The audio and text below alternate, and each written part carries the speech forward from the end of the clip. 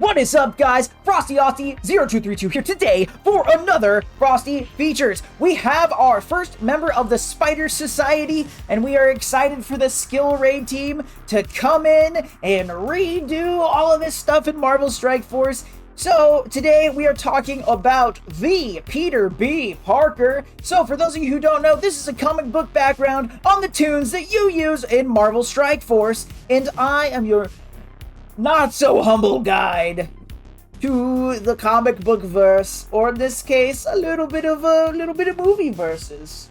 Let's get going. So, according to Scopely, I will read this description that Scopely posts on their blog post about the character, and we will rate it at the end of the feature. Alright, people, let's do this one last time. His name is Peter B. Parker. He was bitten by a radioactive spider, and for about 22 years, he thought he was the one and only Spider-Man. We're pretty sure you know the rest, but just in case, he saved the city, fell in love, got married, saved the city some more, maybe too much. We won't get into his marriage and dicey money choices, cough, spider-themed restaurant. But just know he handled everything like a champ. It's funny. It's funny. We'll hit that at the end. This is the man of the hour, Peter B. Parker, coming to the game. So, we're going to talk about a lot of intricacies and a lot of buttas, right? So, I almost just did a Frosty Feature Spider-Man where I focused the 616 Spider-Man, but because Spider-Man's so in-depth, there's a lot of Spider characters coming. We're probably going to get another original Spider-Man at some point. I was kind of hesitant, so we're going to talk about regular Spider-Man in the lens of Peter B. Parker. So, this features a little special as far as that's concerned. So name Peter B. Parker, Earth 616B. So we'll get it out of the way early. Earth 616 is the main line continuity from the comic books, okay? The movies, MCU, the Venomverse, and the Sonyverse, or the Spider-Verse, all have decided that they all want to be 616. I have voiced my boisterous opinion about this multiple times. There is absolutely no reason that they need to be, hey, we're 616. That's main continuity. They can say that they're Marvel 1. My movie takes place in Earth 1. That's the main continuity. You can say it's main continuity all you want, due to the fact that all these are number-based, and the numbers, as far as I've seen, go up to 5 freaking, individual numbers long, into the thousands, the 10,000s. You can use any freaking number and call it your main continuity, and it works. Why does everybody have to use 616? So, in Into the Spider-Verse, it is designated as Earth 616. This is incorrect. The comics came first. The comics declared these different numbers. The comics get 616. MCU, Multiverse of Madness, said, you're the main continuity line, 616. No, you're not. No, you're not. Into the Spider-Verse, they say there's a little reference on it. You get to see it, Earth 616. No, you're not. No, you're not. And Across the Spider-Verse, they took a note, right? So here's the hats off. There's a certain finger I would like to raise to the MCU in this regard. Multiverse of Madness made me very angry, and most people like to bring it up in my chat to make me mad, and we won't talk about it necessarily. But Across the Spider-Verse, they went back and they added a letter, which makes things so much better, right? So instead of it just being 616, they have developed Earth 616B, which is a slight deviation from the main Marvel continuity.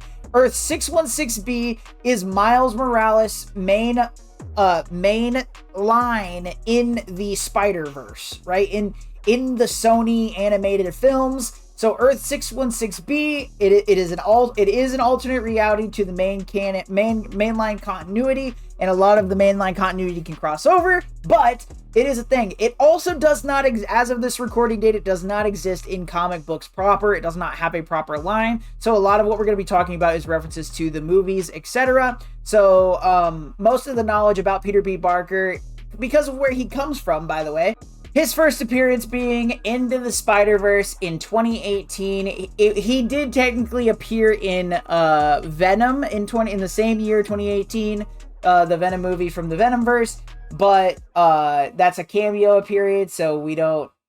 Comic book people don't often count the cameo appearances. Sometimes you do, sometimes you don't. So for the sake of sakes, we learn who Peter B. Parker is in Into the Spider-Verse in 2018. So, powers and abilities. He is Spider-Man, right? He's a legitimately an alternate universe Spider-Man. He's superhuman. He has spider senses, wall crawling. He is an alternate that needs web shooters. There's a lot of alternates that don't, but he does have web shooters. This specific one, he's in his mid to upper 30s. He's newly remarried. He was divorced, remarried to Mary Jane, and we see it in the game. He has a daughter, which is Mayday Parker. We'll talk about that a little bit. So, alias is no duel. He is Spider-Man. That's really all he goes by. There's a deviation from the 616. There's a deviation from the 616 storyline, but this specific version of Peter B. Parker is not referenced to anything other than Peter Parker, Peter B. Parker, or Spider-Man, which are all the same thing, right? And also, as far as the comics are concerned, Peter B., the Benjamin, is common in most versions of Spider-Man. If it's Peter Parker, very often is the middle name Ben. So these are all things that are pretty common throughout the multiverse as far as Spider-Man's concerned. So yeah, Spider-Man has a lot of different things he goes by: Bombastic Bagman, Wall Crawler, etc. But this version really is just Spider-Man, right? So affiliation, Spider Society, that's who we see as the spiders in Into the Spider-Verse, the equivalent of Web Warriors, the equivalent of all of those things. I'm giving him Avengers because of we're going to talk a little bit about where the timeline branches off from 616 to 616B as far as Peter B. Parker is concerned. So I'm going to make the argument that Avengers counts. Also, Fantastic Four would probably count. So honestly, many others, pretty much everything before, I believe, 2015 that Spider-Man was affiliated with still technically counts for Peter B. Parker, but because Peter B. Parker does not exist in the comics exactly, this is all assumed, right? So best guesses about the deviation from the 616 universe, that's where I'm getting this. So because he doesn't exist in the comics, I'm making inferences from the comics, right? I'm talking about these things based on the information I do know from the comics. So background, he is still from Queens, New York, like most versions of Spider-Man. Who died? Can't be a superhero supervillain without somebody dying? Well, this is Spider-Man. So, Uncle Ben is the person who dies. He dies in a mugging, and with great power comes great responsibility, and then we get Spider-Man from it, right? So in this version, Peter B. Parker, he's older, so Aunt May has also passed. So that's another thing to keep in mind. It's sort of as far as Peter B. Parker's timeline goes, it's sort of the beginning of his descent. We see a lot of situations where when Aunt May goes away, we've got a Peter Parker on a harsh descent, especially this one being divorced, and his body starts to kind of not really break down, but a toll is taken from all the crime fighting because he's older. So yeah. But for Peter B. Parker, you need both Aunt May and Uncle Ben to be dead. Ow. Right? Mayday Parker. In game, we will have Mayday Parker. In Across the Spider-Verse, we find out that Peter B. Parker goes back to his universe after Into the Spider-Verse. He reconciles with Mary Jane Watson, and they have Mayday Parker, which is a little spider baby. Mayday Parker is also an alternative version of Spider-Man. It is Spider-Man's daughter in a completely different universe in which her parents are killed, Peter Parker. Her parents are killed, and all her grandparents are killed. Everybody is killed except for her baby brother Benji. So not only does Peter B. Parker run around with a baby strapped to him, Mayday Parker in an alternate universe runs around with a small baby boy, which is her brother, strapped to her. So, and that's going to be a big part of one of the notable events we talk about. So, we'll kind of leave it there. But in the game, we will have Mayday Parker strapped to Peter B. Parker. So, that's just something to keep in mind. There's a lot of stories regarding Peter Parker's kids. In the 616 canon, she's dead. She actually, it's written off as a stillbirth. Her name's not Mayday. Her name is Annie Mae Parker. And or excuse me, that's wrong. That's his second daughter. His first daughter is May Parker, but she's supposedly stillborn, but actually kidnapped and killed. But yes, so she does exist in the 616 canon, but she has passed. A mixture of many Peter Parkers. So, as was the intention of the Into the Spider-Verse creators, Peter B. Parker is actually supposed to be a grown-up, a more mature reference to the actual 616, which gives that designation of, so when they first brought up that he is from Earth 616, that was what their attempt was. But because there are actual deviations from the comic book canon explained in Into the Spider-Verse, it has to be a separate reality, which also gives that designation for sure. And this is me remembering, and I was right the whole time, that he is from 616B, which is just a variation, very much a variation off of the One More Day storyline in the comic book canon. So there are a few elements from all sorts of different Peter Parkers, but he sort of is this more or less depressive alternative to the actual 616 canon Parker. Excuse me. Moving on. Relatives and relationships. Okay, main relationships. Mary Jane Watson is his remarried wife. We see this in game, in movie. Whatever. Mayday Parker is his daughter that we see in the movie. Annie Mae Parker is his daughter. We will breach this eventually. Annie Mae Parker is his second daughter, so this would be Mayday's sister, who doesn't necessarily exist in the movies yet, but does exist as Mayday's sister in the comics. So that's something we need to keep kind of in mind. And then there will be, yes, Annie Mae Parker. And then there's Ben and May Parker, aunt and uncle. Got to bring them up because they're very important to the actual story. Deceased, obviously.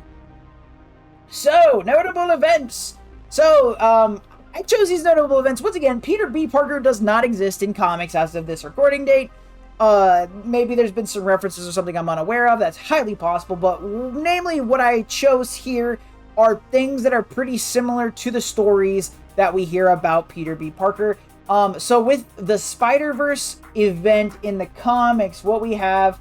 So, we've actually talked about Spider-Verse a few times on Frosty Features, and this is Peter Parker's run-in with the Inheritors. So, with the Spider-Verse, the reason why I chose it is because this is where we start to see these multiversal Spider-Men, which is very much the basis of Into the Spider-Verse and Across the Spider-Verse. So, with Spider-Verse, what happens is Superior Spider-Man, that's Doc Ock in Spider-Man's body, he is lost in time, and in doing so, he's traveling between these different time streams trying to get back home, and he essentially wanders upon all of these murdered Peter Parkers, all of these murdered spider people, and in doing so, he starts collecting living spider people to bring together a spider society very similar to Into the Spider-Verse, so that these spider people can protect themselves against these people called the Inheritors. These are multiversal vampires that feed on totems.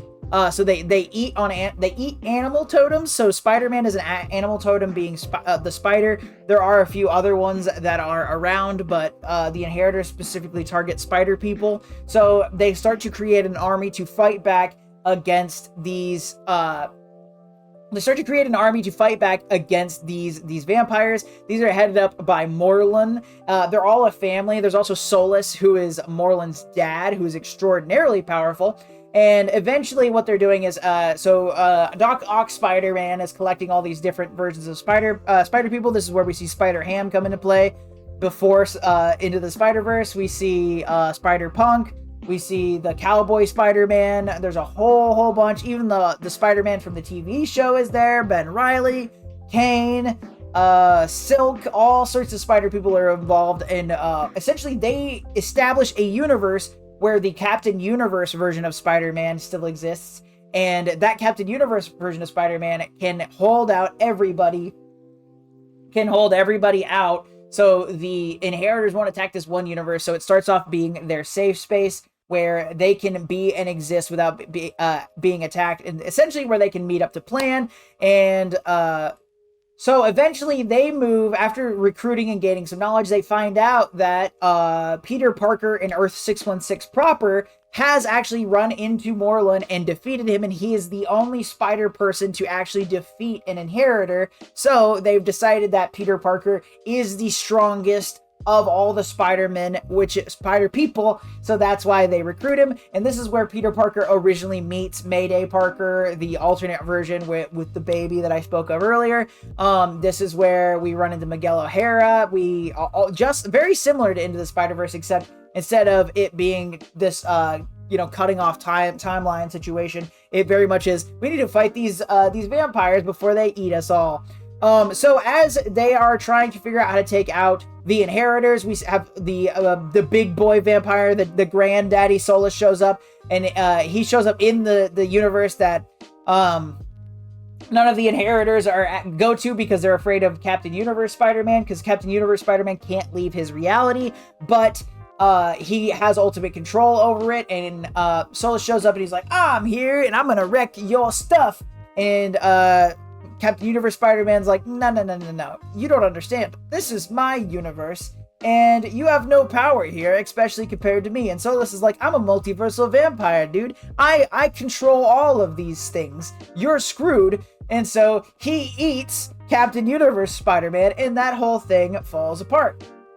Well, they all run. The comic books, the problem with the Spider-Verse comic books, actually, even we're going to talk about One More Day. Even with One More Day, they're all in different lines of Spider-Man. That's the hardest thing about reading a Spider-Man comic, is that it hops between different runs. So it could be Amazing Spider-Man, Friendly Neighborhood Spider-Man, Spectacular Spider-Man, and the storyline hops between the 3 different comics. So it's not going to be The Amazing Spider-Man 46, 47, 48. It's going to be Amazing Spider-Man 47, Friendly Neighborhood Spider-Man 23, Spectacular Spider-Man number 4, right? And then those are the ones you have to read, and you just kind of have to catch them at the right time in the comic store, or wait for somebody to post a good timeline outside of online. You have to find it on Reddit, right? So I've had my local comic book shop owner would tell me which ones to read, but Spider-Man's really hard to keep up with.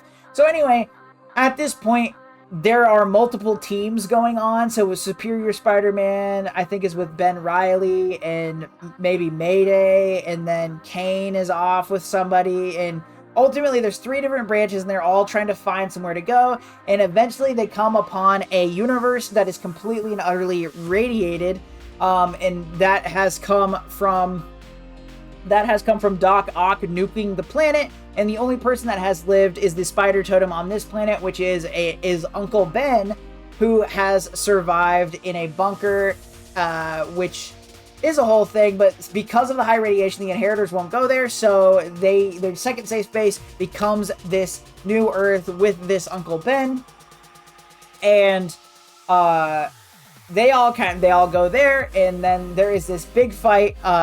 So they find out one of the spider women end up on Loom World, which is actually the home world of the Inheritors, and they find out where they're at. So an attack is started to formulate. Ultimately, they need 3 specific spider people that are like, so all of them are animal totems, but 3 of them are specific totems. So Benji Parker, Mayday Parker's little brother baby that she has, is one of them. So it's Benji Parker, Kane, and Silk. Silk is the bride, Kane is the other, and I think Benji Parker was the core. Anyway, all 3 of them are needed to be sacrificed, and in doing so, the Peter Parkers won't respawn, which I find that is a really interesting plot point, because this is their source of food. But eventually, the Spider Society finds a defector. So they're trying to end the line of Peter Parker spawning in the multiverse. And there is a defector Inheritor.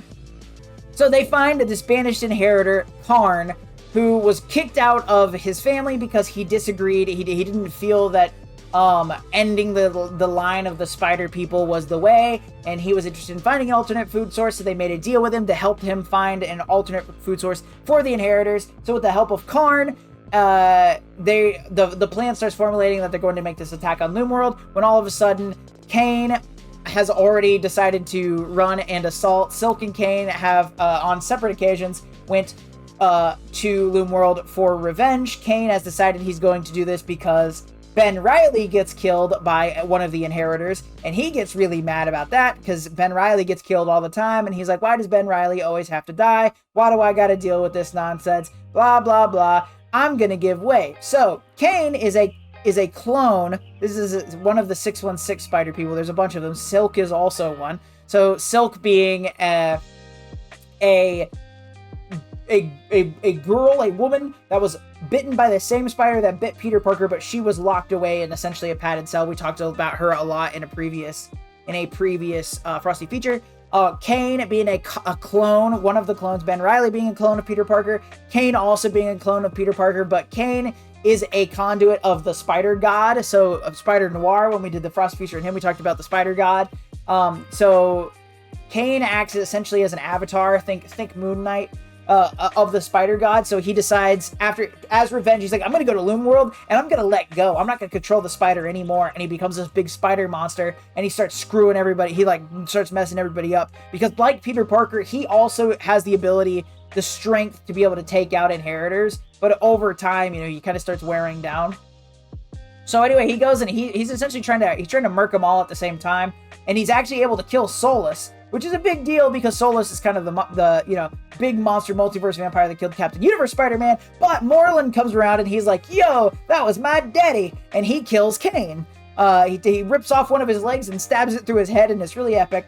And he drags his body off to do the ritual. So they've got all three there and they're ready to go. But Spider-Man, Peter Parker, shows up with Karn and all the other spider people in Loomworld, and they wreck shop. They beat the crap out of them. The inheritors also, they have like these like legions and legions and legions of clones. So if you do manage to kill an inheritor, they come back. Solus did not have a clone, so that was very important. So instead of killing them all, what they did was they opened the portal to the Uncle Ben radiated universe. They pulled Uncle Ben out, and then they threw all the inheritors into this universe where they would be stuck and died, and they killed all the clones so that they would be stuck on this planet, and Karn would be the only inheritor left, and they closed it off.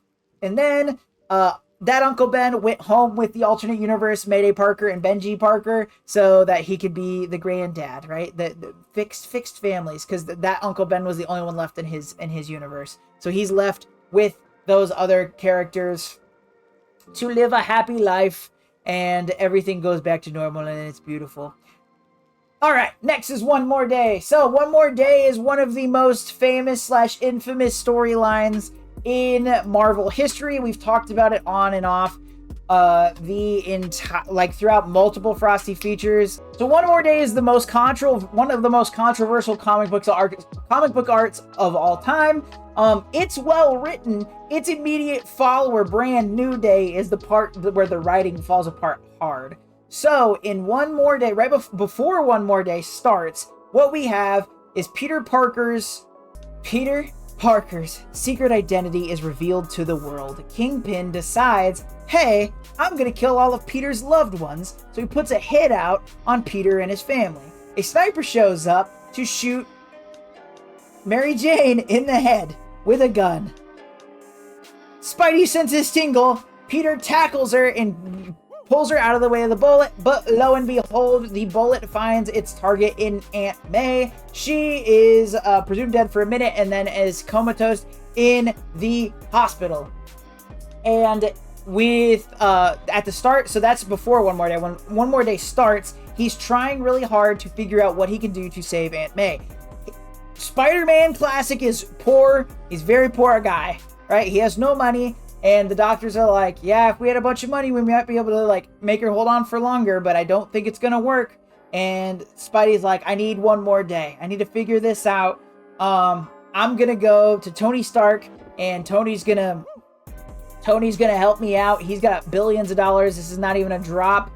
this is a drop in the well. So he goes to Tony, and Tony is really mad at him because at this point Peter Parker is revealed as a bad guy. He's been doing bad things. Everybody knows who he is. So Tony automatically attacks him, and they have a brief fight. Spidey holds his own for a little bit, but really, you know, even as the MCU kind of explains it, he really is sort of the ward to Iron Man, even in the comics. So even though he holds his own really well, Iron Man really turns it around. But even after being ashamed and whatever, he decides he's going to help him. So he leaves a beaten Peter Parker and he walks away. And then as Peter goes back to check on May and Mary Jane at the hospital, Jarvis shows up and he's like, "Hey, Doc, here's $2 million. Try to fix this." And the doctor's like, "Thanks for the money, but I don't think this is going to work." So Peter is then, "Oh, man, I'm going to be... I need something else to do. I'm going to go to Doctor Strange, and Doctor Strange is going to help me." So he goes to Doctor Strange, and Doctor Strange is like, "Yeah, we could try to send you back in time and try to fix this, but I don't think this is going to work." And so this is very much where No Way Home comes in. This is sort of where some of that multiversal theory stuff comes in as far as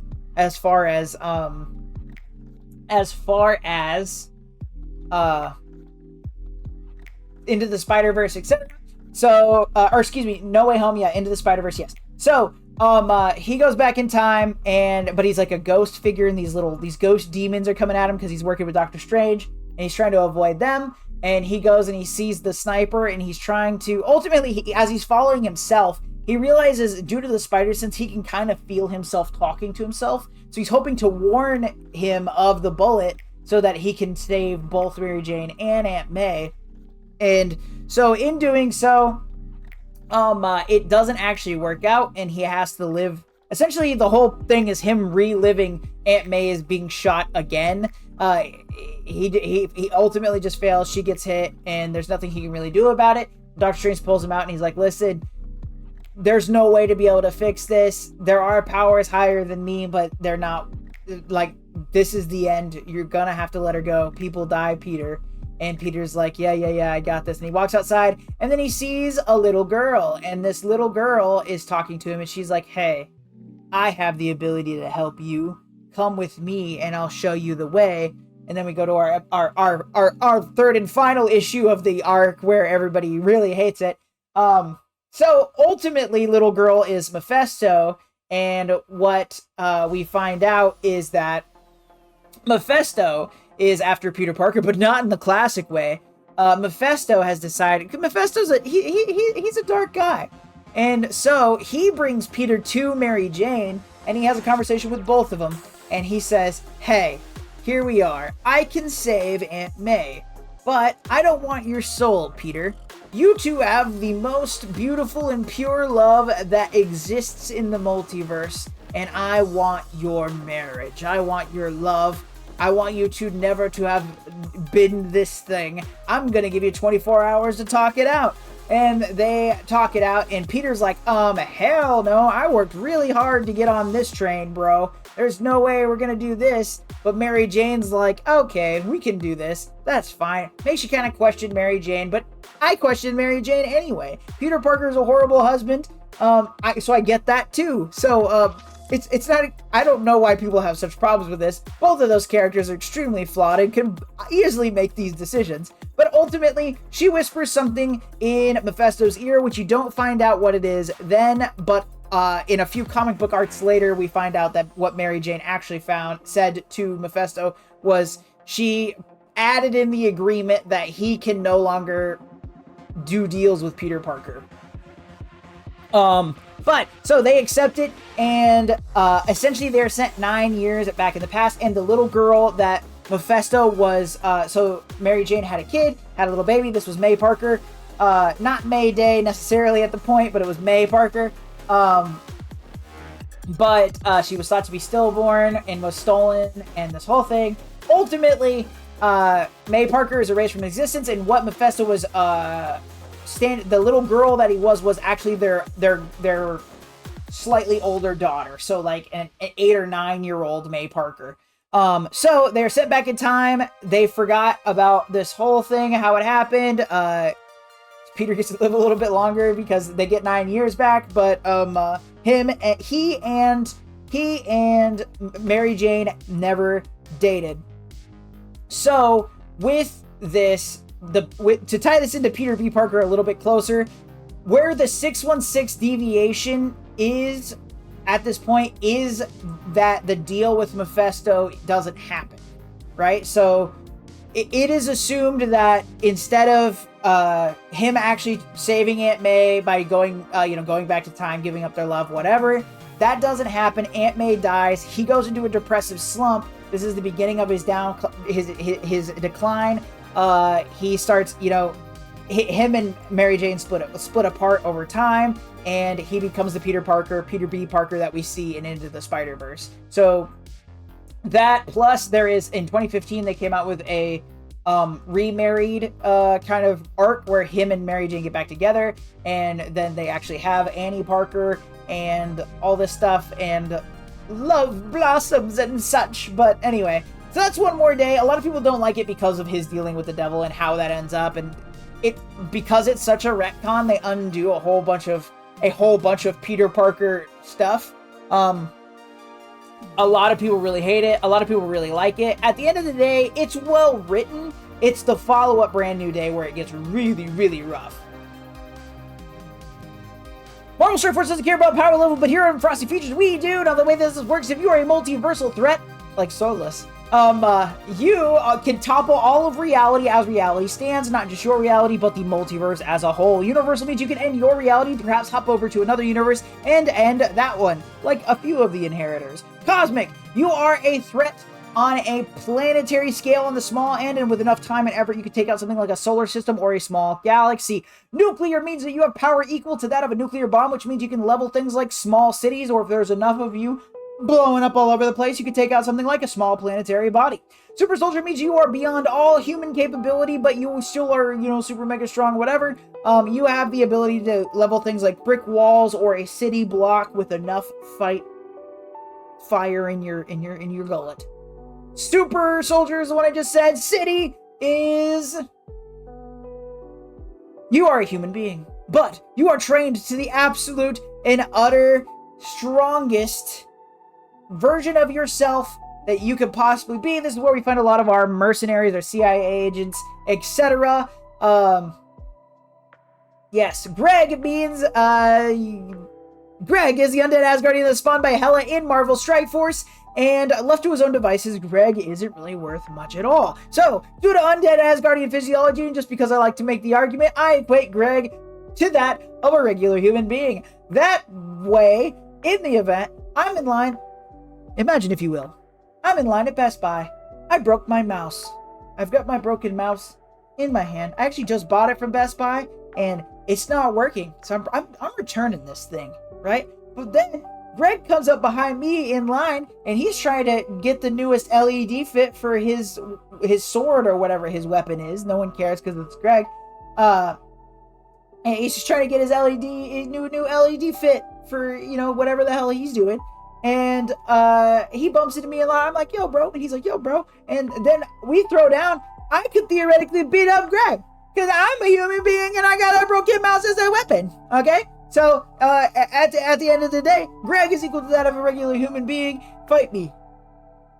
So, in the case of Peter B. Parker, we have essentially what is the equivalent of the regular 616 canon Spider-Man. He's very specifically at Super Soldier. If you're not aware, the spider serum, the testing of the spiders is one of the many attempts to recreate the Super Soldier serum that made Captain America into a Super Soldier. So his baseline is actually literally that of Super Soldier. His abilities definitely outweigh a typical Super Soldier. He's not as strong most of the time. He's right there. They're right there. He kind of is. But super reflexes, the spider sense makes Spider-Man extremely broken. The argument for nuclear is there, but Peter will require a lot of extra tech. And also, he just doesn't have the area of effect that he needs to kind of push past that next thing. So I would argue that Peter B. Parker is at the very top echelon of Super Soldier. Yes, so that is what it is. That is that. And in the case of the According to Scopely blog post description of the character, I call it a comic book cop-out. Why? The character is a comic book cop-out. This is another character in the game that does not have a comic book counterpart, and the character was made to be an amalgamation of other comic books. Also, it's a funly worded description, but you don't really actually know anything about Peter B. Parker, and it even kind of points out that it assumes you know something, which I don't think it's ever safe to assume anything. So that is what it is. There it is. I hope you enjoyed it. Most of you are going to see an edited version of this, but this was definitely one of the toughest Frosty features. I hope that you all enjoyed it. Please let me know if I got anything wrong in the comics or your favorite Peter Parker moments. There's got to be a ton. I would love to hear from you. Also, please be sure to like, share, and subscribe here on YouTube, and it doesn't cost you anything but a couple of clicks. And also, as a reminder, I stream at the link above on Twitch on Sundays, 8 a.m. Central Standard Time, where we do Frosty features live. I hope that you all have a fantastic, fantastic week, and most importantly, y'all, stay cool.